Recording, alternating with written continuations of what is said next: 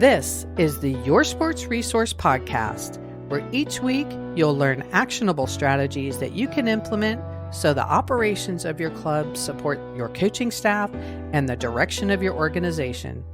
We are committed to excellence in youth sports leadership. Let's get started.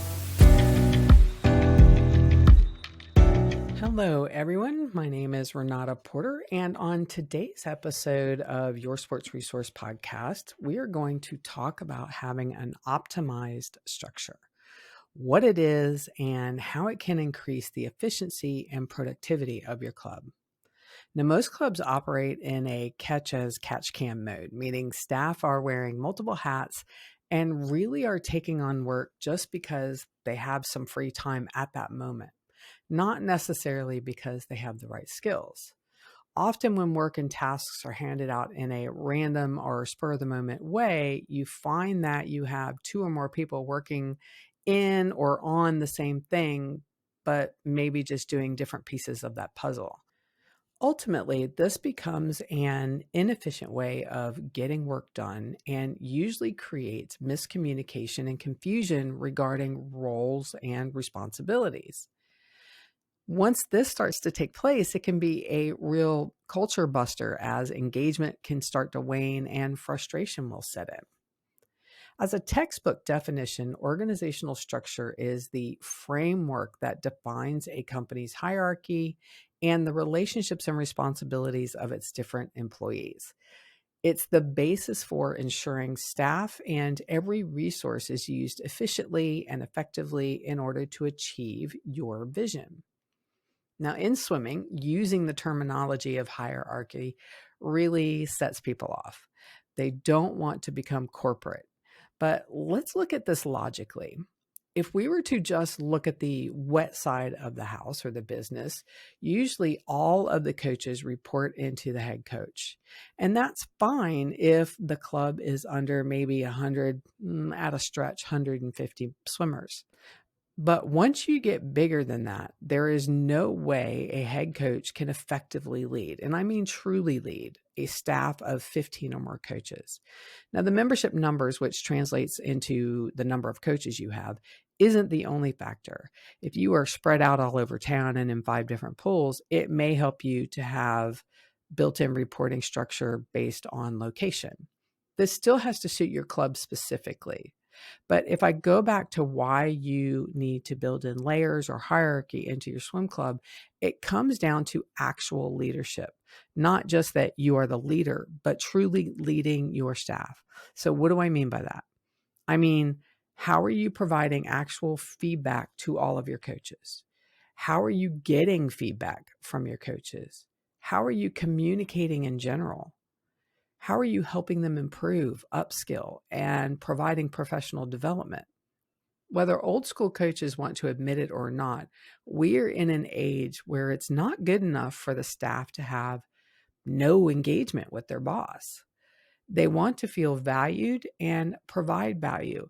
And how can they do that if they never truly interact with their boss as their leader or their head coach as their leader? After all, you are the head coach and you have a lot on your plate. So yes, building in hierarchy allows those coaches to report into someone who can spend the time talking to them, giving them feedback, ensuring they're tracking according to the seasonal plan, handling issues, giving celebrations. It's all important. After all, if you invest in your coaches, the results happen in the pool, and you will increase or better your performance of your entire club because you're investing in your coaches as a whole.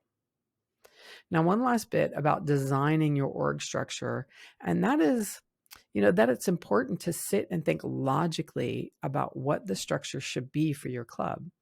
Do you need an associate head coach, a head age group coach? Then are you big enough that you need to break that age group section down further and have league coaches over 10 and under and, 11 to 14 or 15? When you're doing this task, though, build it for the right structure of your organization, which means think of the roles, not the people you currently employ. I know it's hard, and sometimes it's a real stumbling block with a lot of my clients because it comes to, well, so and so won't do that, or so and so can't do that.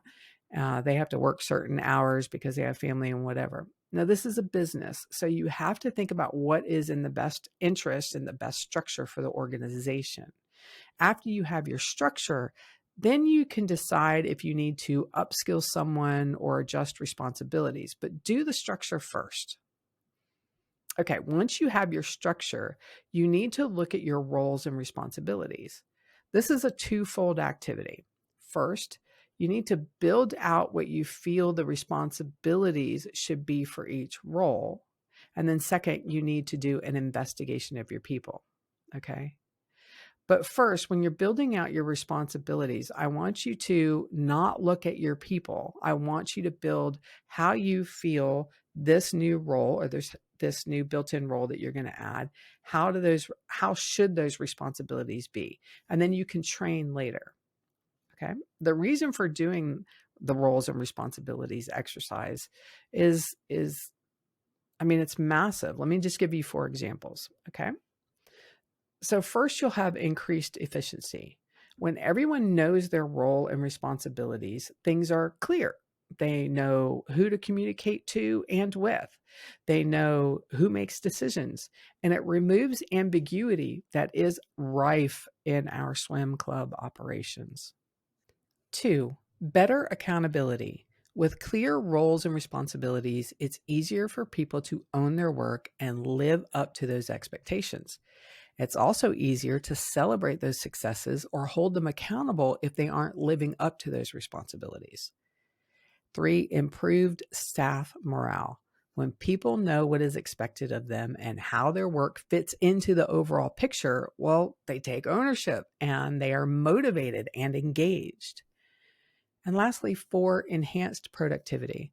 Through streamlining the roles, you tend to streamline the communications and the decision process, which means that you, as a staff and club, will be more productive with the ability to achieve more with the people and resources that you have.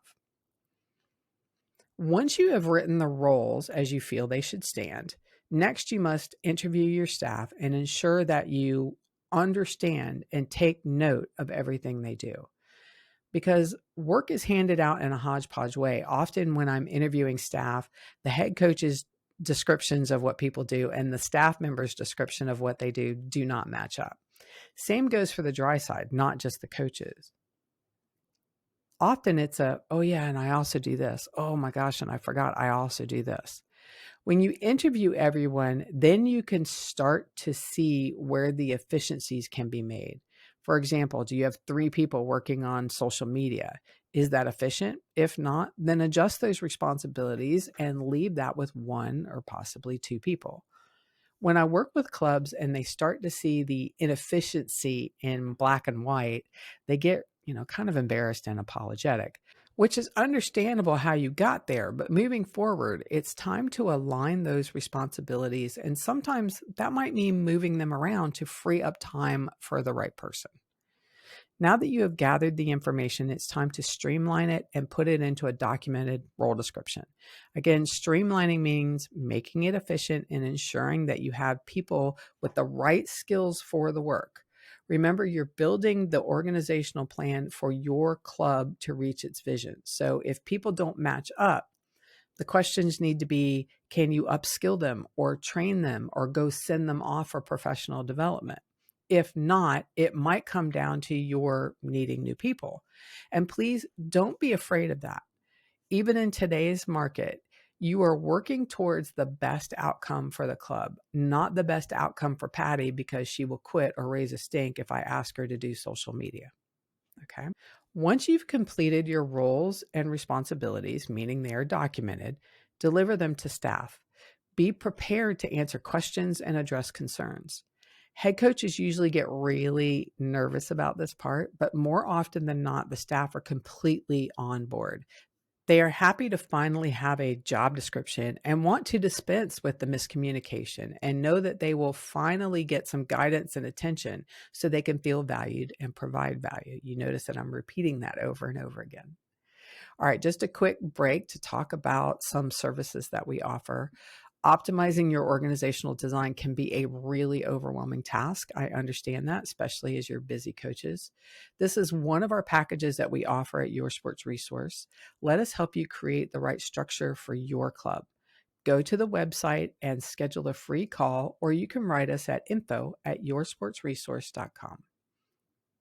All right, so to wrap this up, the last bit about optimizing your structure is to review your processes. And this is a piece of work that can take some time, which is perfectly fine as long as you are working on it. This is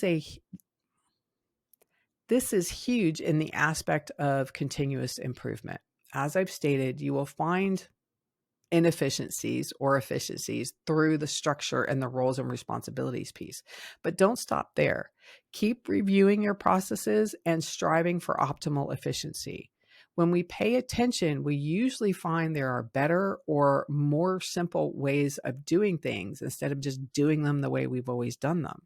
Heck, there's so much automation and AI out there right now that you could really take advantage of. So these processes need to be in the form of a document, checklist, a video, and then stored so the process is easy to follow for the next time you conduct the task or if someone has to step in your absence. I know this can be a big undertaking. And again, if you need our help, just reach out. But an optimized structure is crucial for the success of your club. It can improve staff morale, efficiency, productivity, and ultimately lead to better results for the organization as a whole and the members you serve. All right. Thank you for listening. And please subscribe, rate, and review this podcast so we can reach more people such as yourself. You can find more resources on yoursportsresource.com. Thank you for spending time with me.